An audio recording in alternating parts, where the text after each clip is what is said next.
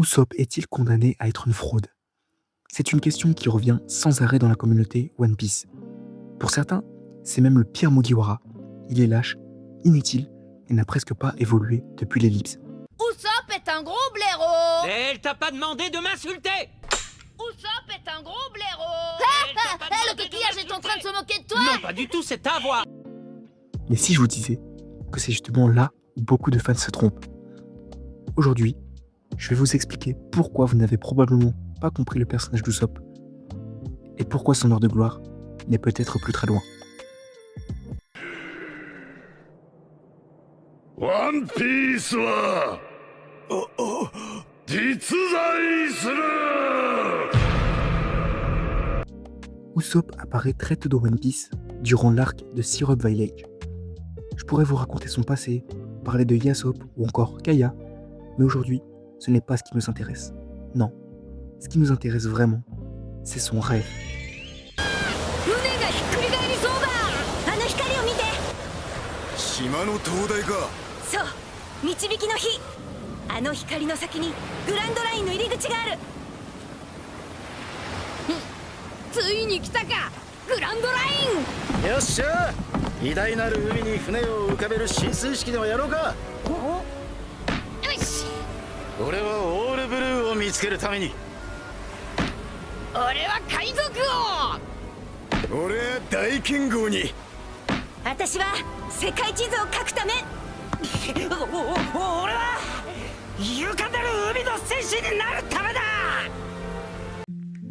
Vous l'avez entendu, son but n'est pas de devenir le plus fort, de battre Mihawk ou encore de trouver le One Piece. Son rêve est beaucoup plus simple et en même temps beaucoup plus difficile à accomplir. Devenir un fier et courageux guerrier des mers. Mais après plus de 25 ans de publication, peut-on vraiment dire qu'il en est devenu un? La réponse est loin d'être aussi simple qu'elle en a l'air.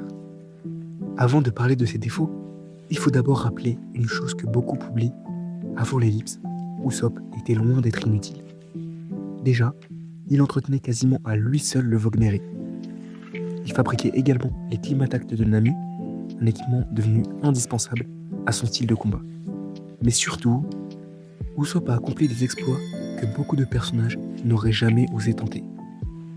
À Water 7, il trouve le courage de tenir tête à son propre capitaine pour défendre le Merry. À Enies Lobby, il brûle le drapeau du gouvernement mondial, symbole de l'autorité absolue. Et c'est évidemment lors de cet arc qu'apparaît son alter ego Sogeking, le roi des snipers. Une identité derrière laquelle Usopp cache toutes ses peurs. Sous ce masque, il agit sans réfléchir ni hésiter une seule seconde. Il défie le gouvernement mondial et il devient, pendant quelques instants, le guerrier qu'il rêve d'être.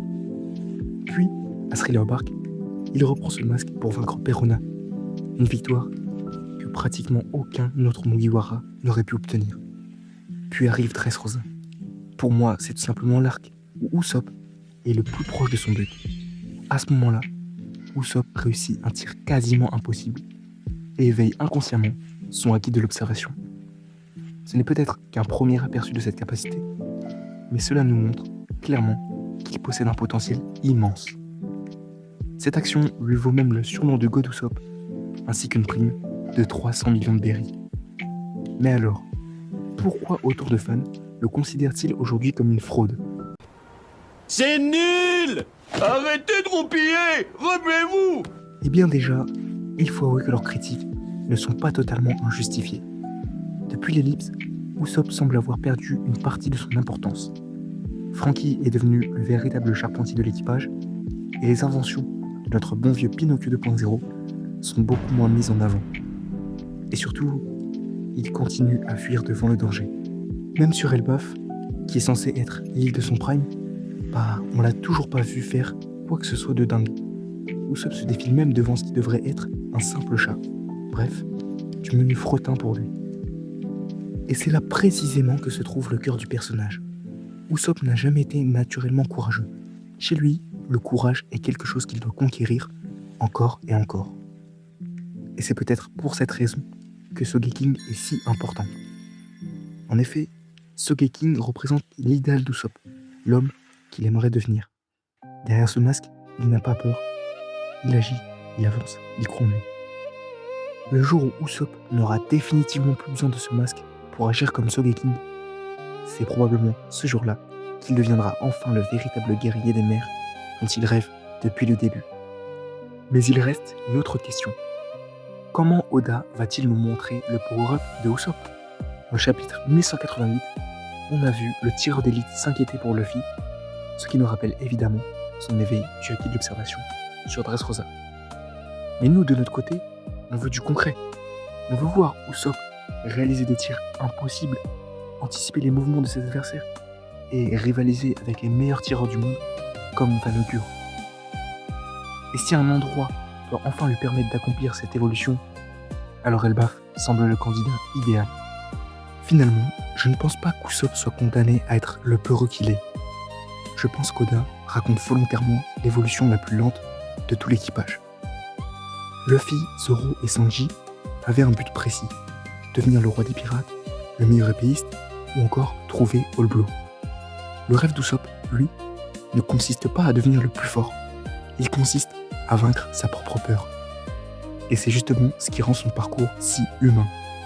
Le jour où Usopp se tiendra enfin debout, sans masque, sans mensonge et sans fuir, alors on pourra dire qu'il est devenu un véritable guerrier des mers.